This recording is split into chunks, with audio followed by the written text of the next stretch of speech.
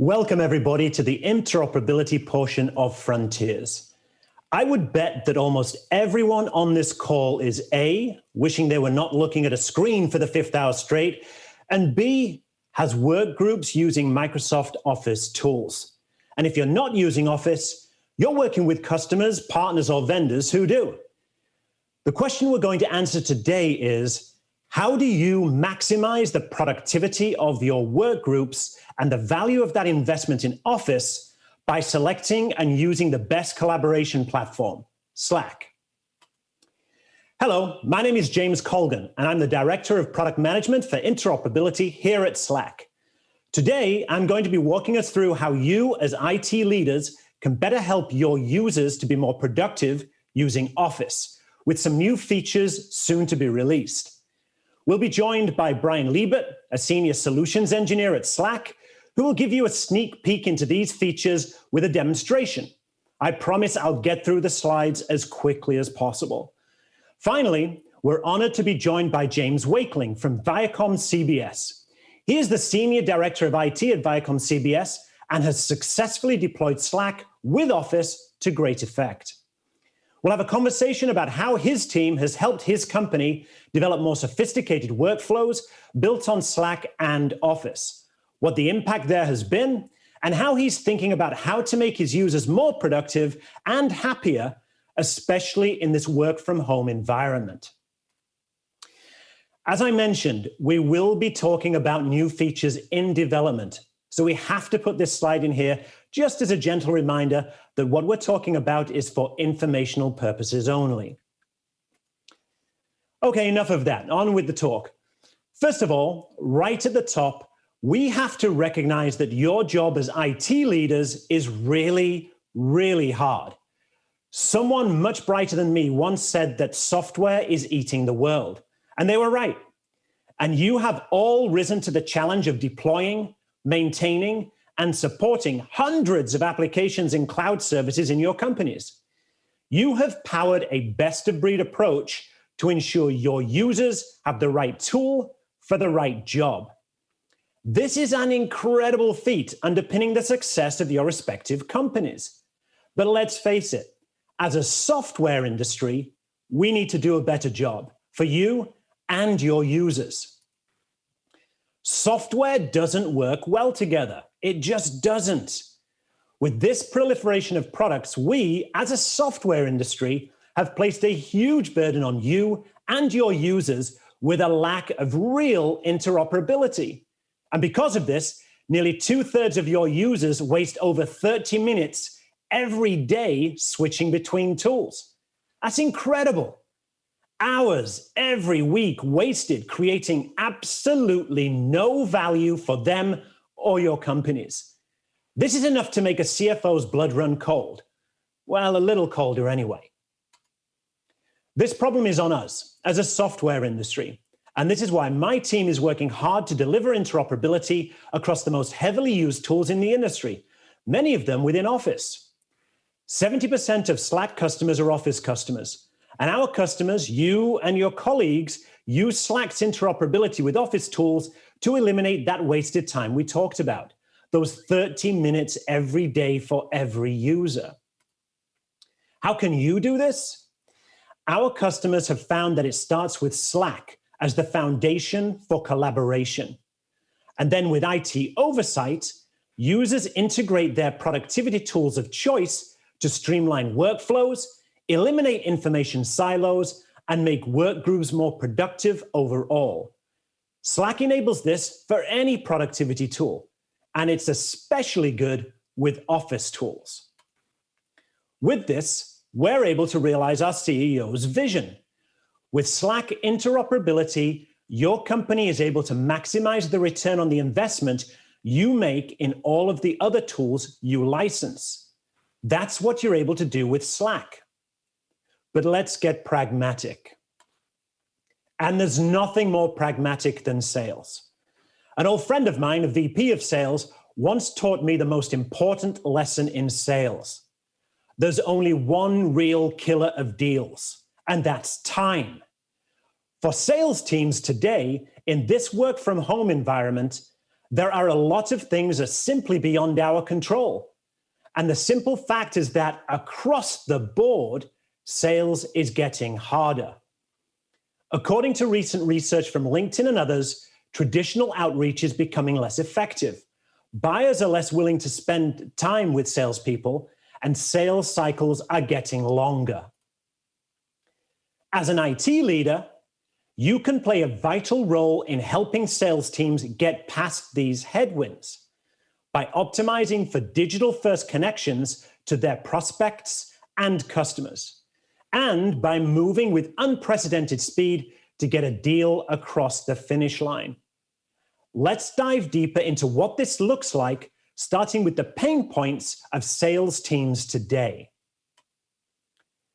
Imagine this is your sales team trying to close a deal. A customer has just sent an email for an RFP, request for proposal. Your account executive, Nicole, opens the email in Outlook and immediately sees that she has to gather the team to coordinate a response. It's complicated. So many questions for which she doesn't have the answers. She spins up an email thread by forwarding it to a distribution list to start crowdsourcing information from experts across the company. But what if she doesn't know all of the experts? And no one on the DL knows who else is on the thread, because no one looks at the members of a DL, right? What about the data she needs? Where does she go? Information is never all in one place just to gather up and send.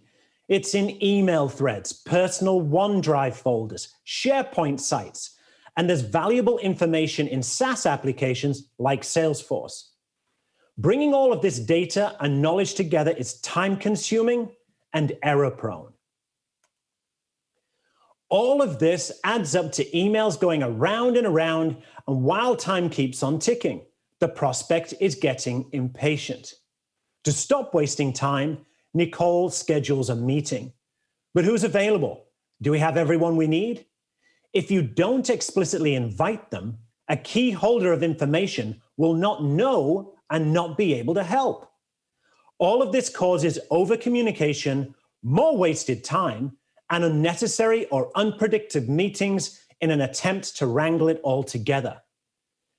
I'm now going to pass it off to Brian to show how this can all be streamlined using Slack and new interoperability features. Thanks, James. I'm Brian Liebert, a solutions engineer here at Slack, and I'll be showing you how Slack not only works seamlessly with Office 365, but also enables organizations to be more collaborative internally and externally. Today I'll be playing the role of Nicole, an account executive at Acme Corp. Acme is a big Office 365 shop, and IT recently rolled Slack out across the company.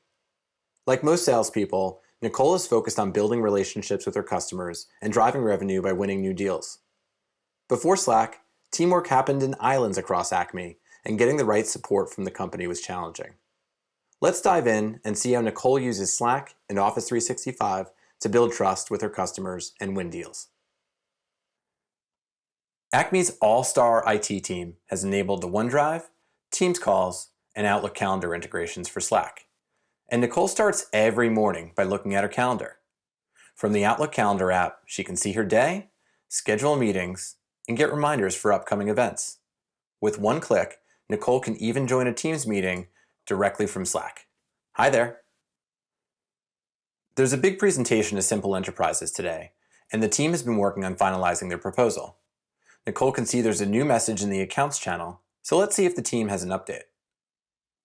Nicole created an accounts channel for simple enterprises where the team collaborates with sales leaders and cross-functional partners. To make sure everyone's in the loop, Nicole set up an email address for the channel, so email from simple enterprises is forwarded directly to the team.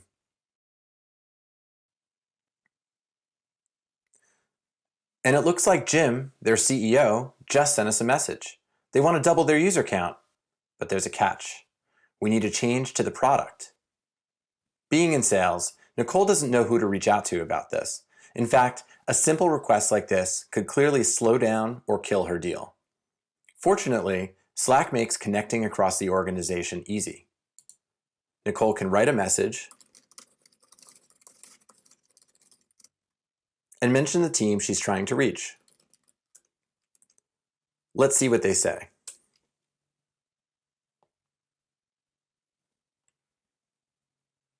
Problem solved. With a link to Jira, Nicole can even track the progress of this change and be able to provide updates to her customer. With such a big opportunity, Nicole also wants to make sure her head of sales is engaged. Mentioning Christina in channel gives her immediate access to all historical context for this opportunity, which means her team is able to make decisions faster. And Christina wants to schedule a prep call. So rather than switching over to Outlook, copying the invite list, and scouring everyone's availability, Slack's going to save Nicole time through the Outlook integration. From the Shortcuts menu, we can quickly create a new Outlook meeting.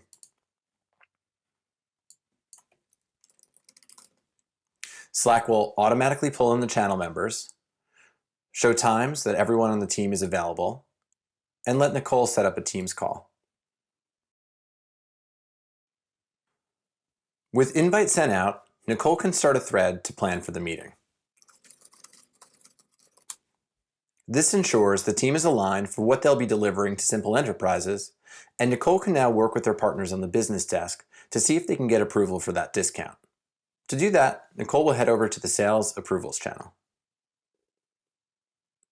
Acme's Sales Approvals channel is where the account teams can request deal support. Using a channel gives visibility to all levels of sales leadership and helps Nicole understand what's being approved. We can see in the channel topic that there's an SLA on all requests. Because this is urgent, we'll mark this with a red circle.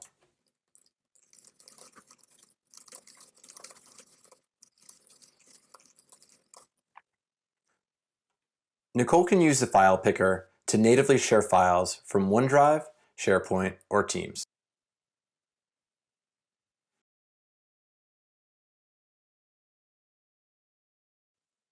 After Nicole shares the file in channel, Slack will check the permissions to make sure that everyone can access it. With one click, she can give access to everyone in channel, saving her and her team precious time. And we can see that the request is being reviewed. And there it is. Looks like we've been approved. So we can go ahead and share that with the customer. Working at this speed, Nicole was able to pull everything together for her big presentation to the CEO. Now, Nicole can use Slack Connect, a channel where Acme and simple enterprises can collaborate together to bring this deal to a close.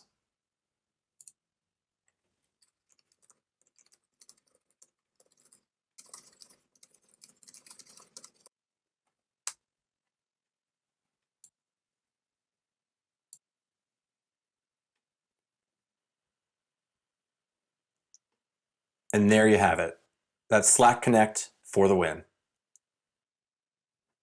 As you saw with Nicole, Slack helps Office 365 customers increase their velocity. Nicole's team was able to respond faster to customer requests, spend less time switching between applications to get work done, and could more easily coordinate team efforts. I hope you're as excited as we are, and with that, I'm going to pass it back to James. Thanks, Brian. There's no better way to understand how Slack can transform the way you work than seeing our interoperability features in action. And there's so much potential to unlock across your business in engineering, product, operations, marketing, and more. Let's do a quick recap on the latest interoperability features that Brian demoed and how to get started. First off, we showcased our latest progress in email interoperability with the launch of channel email addresses. You can do this today if you have the Outlook app installed, but it's not very intuitive. With new channel email addresses, we're going to make the generation of the channel email really easy to do right from within the channel itself. The user then pastes that address into an email or adds it to an Outlook rule to automate the process. Secondly, we shared the latest improvements to the file picker in Slack. With this new experience, users can quickly find any file that was recently shared in one of their channels, whether it's natively stored in OneDrive, SharePoint, or Box. This power of this simple process is really important to underscore. Slack removes the complexity and presents all relevant files in the same place. So users aren't opening up different apps and hunting around trying to find the file they just worked on. With a simple click of a button, information silos have been eliminated across teams, and users save a bunch of time. Lastly, we demoed our latest scheduling feature for Outlook Calendar. Not only can a Teams meeting be booked right from Slack, but we'll also share what's called an event block into the channel. This enables the whole team to do a few things: discuss the agenda in the context of the overall discussion, ideally close out some of the open questions ahead of time, coordinate attendees in a transparent way to optimize attendance. Ideally, the event itself acts as a forcing function, and the increased transparency and subsequent discussion creates the necessary alignment, and the meeting becomes unnecessary. One less meeting. Who wouldn't be a fan of that? All of the functionality Brian demoed is coming soon, but you can get started today with some Microsoft Office integrations that are already available. Go to our app directory and enable these apps for your users. All it takes is you installing the app on your workspace for users to access, and no further provisioning or deployment work for you. Go check out these apps and test them for yourselves.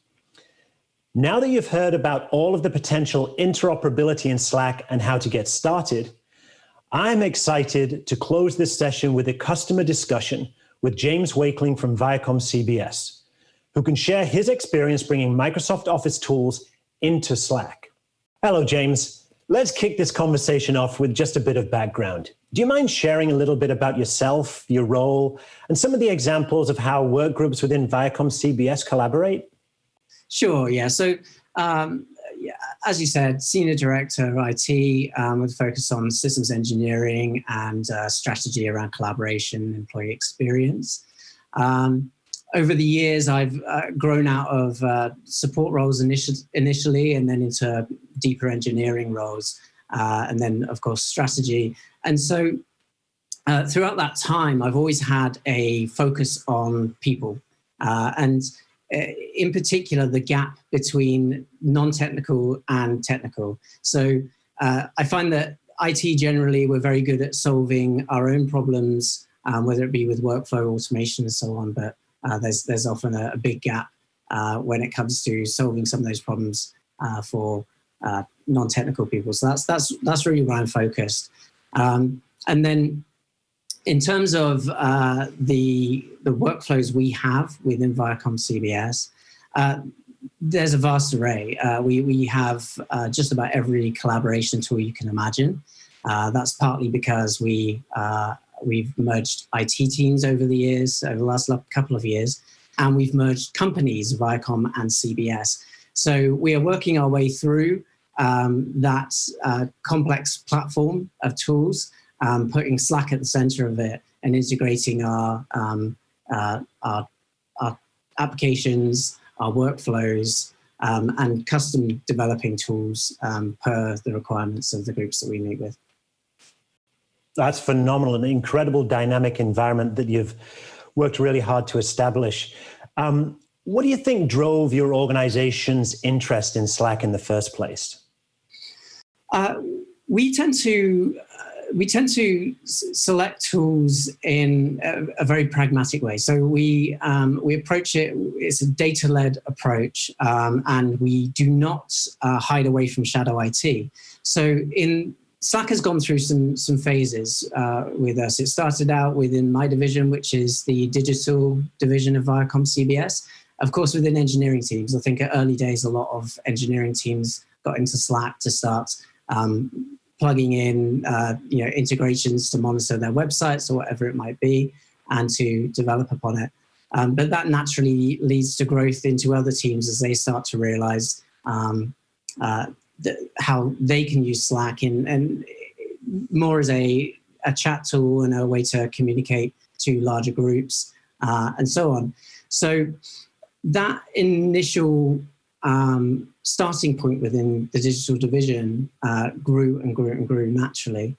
There's something about Slack it's hard to pinpoint. There's a human element to it. And I thought about this a lot, and I think that it may be something to do with the fact that people are able to be their true self somewhat in Slack. They can customize it around who they are, and whether that be through the profile picture they choose, using tools like Jiffy, emoji reactions, etc., and of course joining various groups around the business that appeal to their particular interests. So that human element means natural growth, and we certainly saw that. And then over time, of course, we amplified that by reaching out to more and more senior leaders and then helping them focus on their particular use cases. So as we merged IT teams, we were looking at the use cases for the whole of CBS at that time. And then as we merged companies, Viacom CBS, now we are looking at use cases and building out workflow for entire orgs across the whole of the corporation. Fantastic. So it definitely is good to underscore it's not all about productivity. Slack being an extension and an enabler of culture. We hear that a lot from our customers. How would you say Slack's usage has changed given the shift to remote work? And in particular, can you share a little bit about the phased approach that Viacom has taken to this shift? Yeah, certainly. So, with the shift in March and April in particular, I feel like with the pandemic, we had to massively shorten our timelines for our collaboration strategy. And so, in a sense, it helped somewhat by giving us a tremendous amount of support on those programs and resources to push it out quickly. But it came with its own problems as well. So, we have seen a huge shift to more and more people using Slack. We launched Enterprise Grid in April. But at the same time, then everyone found themselves in Zoom meetings. I think more meetings than ever started happening. So we have promoted the idea of shifting meetings into Slack. This is becoming more and more common. So a lot of those meetings that would be happening as a result of working from home and perhaps leaders wanting to have more of a connection because they're not seeing people at the water cooler, that shifted into Zoom, and we were all finding ourselves in a lot of Zoom meetings. So what we've been promoting is shifting as much as possible into Slack. So there's that asynchronous communication going on all the time, particularly meetings where you're providing updates and so on, working towards goals, OKRs, whatever it might be. A lot of that can actually be done asynchronously in Slack and gives people that bit of time back. And then in terms of the phased approach, as I mentioned, we've gone through from a divisional level to then all of technology. For the technology phase where we merged the technology teams, one of the first things we did was set up channels in Slack and Microsoft Teams. We have both, by the way. And we launched those and started communicating as an overall group of around 2,000 people in technology under the CTO, Phil Weiser. And so that was a huge moment for us. It was a confirmation of the value of Slack. We immediately started seeing people sharing information about the projects they've got going on. And in particular, bringing together so many different teams and two companies, there's a lot of duplication out there in terms of the technologies we're using, or people are looking for technologies to solve a specific problem that they have within their area. So this channel kind of lit up immediately, and then people started asking these questions and sharing what they had, and we started to get a picture of what was out there and who could help with that. And then, of course, as an extension of that, it's grown further with the whole of Viacom CBS coming together, and this continuing into having channels that contain the entire 25,000 plus people in the whole company, and then benefiting from the associated analytics that come with it now, and people being able to use emoji reactions, which is a big jump forward from emails of the past where we couldn't really be sure of how much engagement we were seeing. Fantastic. So essentially, especially with the merger that's gone through during the work from home period, bringing everybody into channels, increasing awareness, increasing transparency, but then also the pragmatic and practical aspects of just getting your day-to-day work done, where it sounds like you've been using channels to accelerate information sharing, accelerate best practices so people can get up to speed and not only survive, but thrive during this period. And it sounds like this whole exercise has really accelerated your digital transformation, all being underpinned by Slack as it interoperates with other tools that are across the company, including Office tools as well. Is that a fair summary? That's definitely a fair summary, yeah. I think that one of the big moments that occurred for us on our Slack journey was that was the point at which the Microsoft side integrations reached parity with the G Suite integrations that we've been using within my division. We have both G Suite and Office 365 as well, by the way. And so, when we reached that point that you could use the integration for OneDrive, for Sharepoint, and so on, that was big because we've been trying to solve this problem of how we can have people on one side interact with the other and share files and so on. And of course, Slack being sort of agnostic in that in terms of technologies, it created a bridge for us and allowed us to start solving for that problem. That's fantastic. And I'm really happy that you brought that up. We've been talking a lot about Office integrations, but of course, we do the same integrations for Google and G Suite. And what we find with a large number of our customers, even if they self-declare as being Microsoft shops or Google shops, they will have parts of other suites in their ecosystem that they need to interoperate with. And then Slack being this neutral party, a platform upon which each of these different suites can plug in and interoperate, has provided, again, increased productivity, transparency, just broken down those silos. I'm kind of curious, though, why did you invest in both Office and Slack?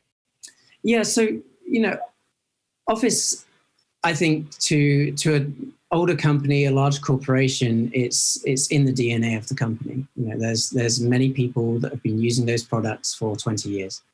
And so it's absolutely integral, and there's no getting away from that, and nor would we try. I think that there's huge strengths in the Office product, and we immediately saw through both the integrations that Slack built for Office, but also some of the custom development work that we've done, that we could marry the two and use Office for our document collaboration. Some people choose to use Teams, some people choose to use SharePoint. But to have that cloud online document collaboration, but then for people to be able to continue their work, continue updating their projects, communicating asynchronously within Slack, or starting a Zoom call within Slack, whatever it might be. So it really lent itself to having both. I think it would have been far too difficult to try to move everyone into purely a Microsoft solution, because we've developed so much in Slack, in terms of workflow, and there's many, many different groups that have been in there for a long time. But the key thing is that, as I said before, Slack tends to put itself in the middle of all of these different technologies. So it creates a bridge, and it allows us to bring everyone together to address that problem with silos, to address context switching as well. So it was kind of a no-brainer to support both once we saw the capabilities for integrating with the Microsoft side. No, fantastic. So essentially, you've set up this environment or ecosystem where you can get the best from both worlds. Each individual product and suites have strengths that each individual user can leverage. I must admit, coming from Microsoft and the engineering group of Outlook, I am a little bit biased myself when it comes to email clients. And so being able to operate within that legacy email environment and have a seamless transition into Slack and other through interoperability product tools makes a ton of sense. And that's really what we're trying to build. And we're really looking to customers like yourself to help guide us along that journey. What exactly are the workflows that you need us to solve for? What are the challenges as you continue along that journey of digital transformation to make sure that we are building the right features and solving the problems that you need to solve? What would you say are some of the common workflows you see, and how have these changed as employees have gone to remote? Yeah, so as I mentioned, common workflows along the lines of, starting with the very simple, just people starting Zoom calls from Slack is used all the time. Then we have groups like our news group that, for example, that will breaking news story hits, and they immediately open a Slack channel and start collaborating in it. And some of those news groups actually use a tool that we built to marry a Slack channel membership to a SharePoint area. And the reason they do that is if the story will last for a long time, many news cycles, then they need to have the documentation around it in terms of the sort of the language that they should use and the way that everything should be framed appropriately and so on. So there's a lot of checks and balances that go into that.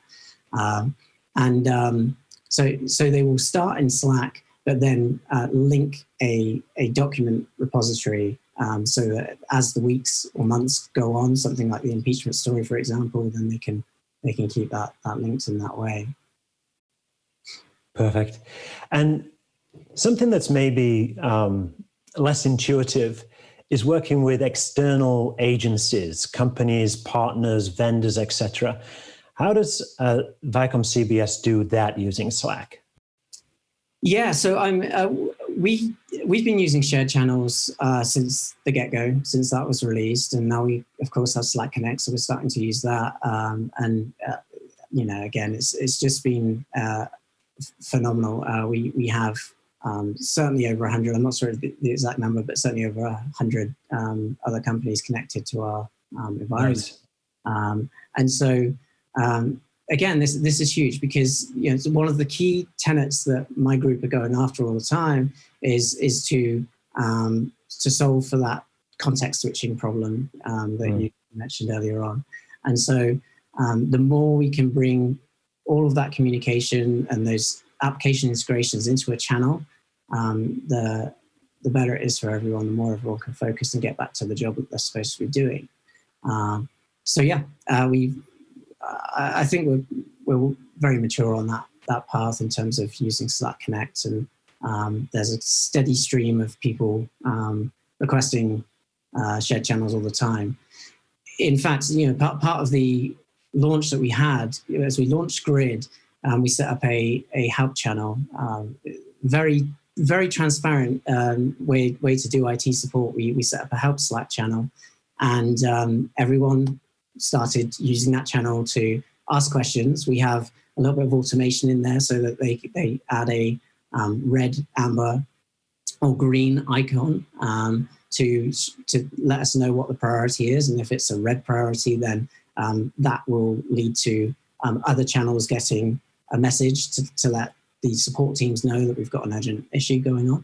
But one of the key things we did in this help channel was to set up a workflow that allows people to make a request for a shared channel. So that's become very commonplace now. People just hit that little blue lightning bolt, make a request for a shared channel. We get all of the information we need, and then we go and get it set up for them with the other partner. Oh, wonderful. I think it's overlooked to a great extent, the power of emojis within Slack.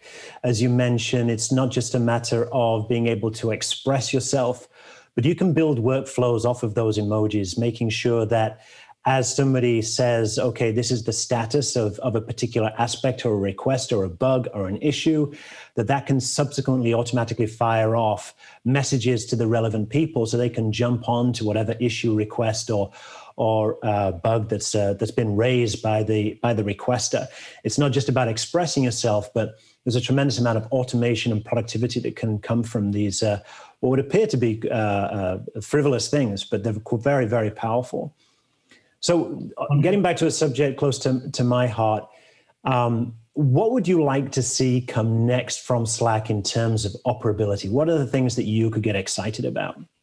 Yeah, I mean, it's interesting, James, because now I've seen some of the work that you've got coming through. What's on the roadmap? These are some of the items we had targeted. So we're going to rework some of our roadmap as a result of that. I'm very excited to see the meeting booking solution that you have for calendars. Particularly as having different calendaring systems. If in the future you're able to solve for that, that will be huge for us.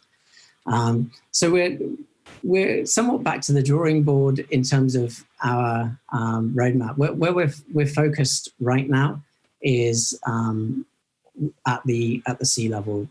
Those sort of very senior level meetings where we're going in and helping large organizations to not just get their whole org into Slack, get their leadership into Slack, and get their day-to-day workflow happening there, but also solving whatever use cases come up with them. There's always a very strong leaning towards partnership in those areas. So we're looking at those use cases that can solve problems across the entire corporation. We're looking to solve problems like onboarding, and how we might be able to standardize that and run all of that through Slack as well. Oh, that's exciting. And then what would you say is the biggest payoff or benefit as you engage and bring your C-suite on board and go throughout entire organizations? I would say the biggest payoff is the feeling of being part of a very large team. The decision to go with Enterprise Grid for the corporation meant that we were making a decision for the first time to bring everyone into one collaboration tool. We'd never had that before. There'd always been some silos and some divisions. And so being able to bring the entire business together and to be able to make announcements, especially with what we've got going on right now, the pandemic, to be able to support certain groups that bit better, whether it be supporting our parents out there, as we have channels for parents, and we have channels which the HR team has set up in terms of various support and so on. We have channels like dogs of Viacom CBS, cats of Viacom CBS. It sounds silly, but in a time like this where you're all separated, just little things like that where people are going in, sharing a picture of their family dog, on a given day. This kind of brings everyone together. So I think this is huge, and this is maybe the biggest plus point to what we've done is that it's a very complex corporation, but we're starting to get a feel of being part of one giant team together. And I've never experienced that before.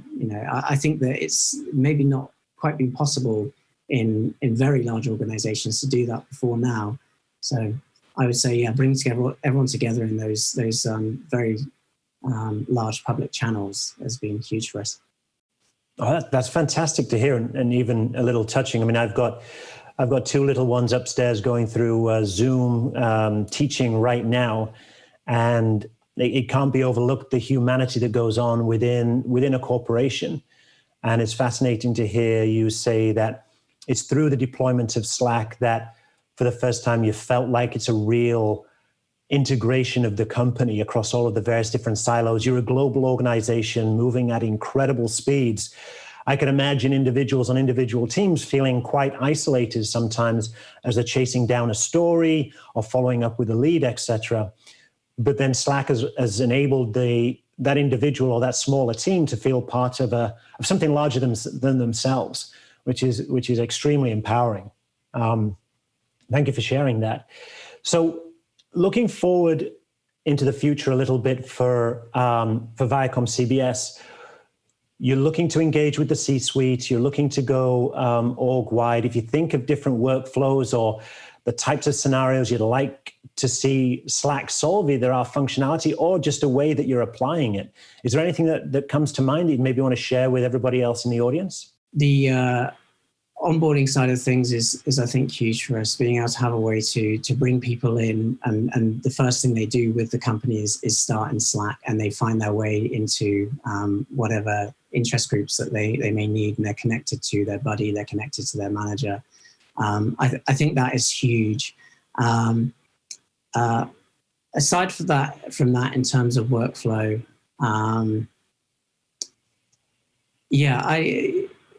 further development on the Microsoft side of things is a must for us. So we want to expand what we've done in terms of being able to marry a Slack channel to a SharePoint area. And we want to get to the point that you might be able to get notifications coming back through into channel from that SharePoint area automatically. You kind of, with what you're bringing through on the roadmap, you're kind of, thankfully, solving for some of these problems that we were going after. So that's great. We're going to kind of circle back and take another look. Oh, fantastic. That's great to hear. And I guess just as a parting thought for the audience, for those that are considering embarking on this journey of installing and deploying Slack, especially when it comes to interoperability and how to knit these ecosystems together, what sort of advice would you give to those people in the audience? I would say be data led. So and I would say do not shy away from shadow IT. You know, I think that something that was very apparent to us was that Slack was going to grow organically, if you like, whether we lent into it or not. At the point that we rolled out Grid across the corporation, we found that we had over 1,000 Slack workspaces out there, which is very, very telling. You know, this is something that, whether people be technical or non-technical, that they were going after. And it's growing naturally. So I think it's very important to stay very much focused on what the people, the non-technical people in your organization are looking for and are going after. Why are they going after those tools? What are they trying to solve for? Why do they like those tools? And then to incorporate that into your strategy. The other thing is, of course, we tend to select tools that work with as many other tools as possible. We don't like to be sort of, you know, in a walled garden and unable to integrate everything that we have. So that is very important to us with Slack, that we can sit centrally with that and plug everything in. So not only do you have not only were we able to see through data, we were able to see the way that this thing was growing, and then we were able to get behind that, look at use cases, understand what people are trying to solve for. But then as we go up through the levels, you know, in terms of larger and larger groups, we were able to roll out those solutions for more and more people. And we wanted to do it in Slack because it meant that we'd have the largest array of options available to us in terms of our overall collaboration stack and how it all plugs together for the future. Oh, wonderful. So what we've found as well from talking to you and talking to other customers as well, like you say, being data-driven, looking at engagement, and then there's it can't be overlooked, the qualitative aspect of things, talking to users, understanding their challenges and on a qualitative level. And we found customers actually using Slack to perform this themselves through workflows and being able to automatically ask surveys within Slack, so you can get that qualitative input at scale. So if you've got tens of thousands of employees, carrying out those types of surveys can be time consuming, but you can do that within Slack itself. And so, yeah, bringing together the data aspect of things and the qualitative aspect, so you've got this rounded picture to understand and prioritize what needs to be tackled first. Absolutely crucial. Well, James, thank you so much for your time. It's been enlightening and very beneficial to me to hear your journey as you've gone through as an IT leader in your company through very challenging times, made even worse or more challenging with the merger itself. I know there's a lot of mergers and acquisitions going on right now. So I hope that our audience has benefited as much as I have. And again, James, thank you very much. Thanks, James. Good to talk to you.